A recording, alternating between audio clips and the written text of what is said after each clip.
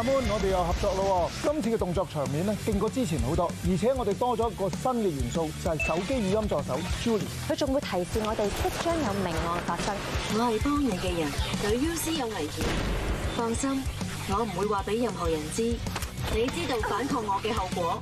究竟 Julie 點解會預知命案？佢係忠啊定係奸啊？大家一定要細心留意每一單 case，望少一眼，隨時都會 miss 咗重要嘅線索。動作場面夠晒爽，仲極之燒腦添。咁大家千祈唔好錯過奪命提示。奪命提示，3月17號晚8點半，翡翠台。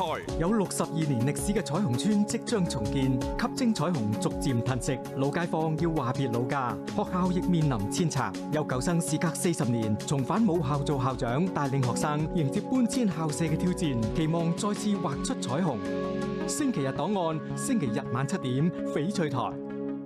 綠健通嚴選天然食材，用心炮製，助你增強體魄，好輕鬆。去 Facebook 睇下展銷點啦！大快活優惠又爆到嚟啦！自選雙送碗連熱飲套餐39蚊咋，有全新菜式任你揀，嚟大快活開餐啦！重視 ESG， 永續更好未來。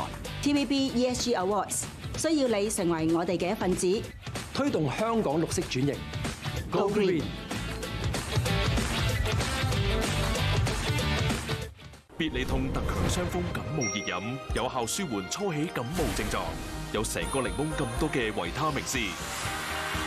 5分鐘準備起效，必理痛特強雙風感冒熱飲，有效舒緩初起感冒症狀。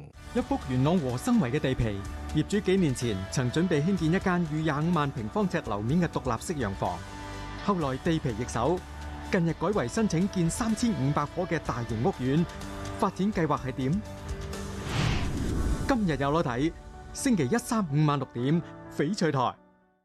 我要做廚神澳洲篇，強勢回歸，新評審加盟，帶嚟全新嘅挑戰。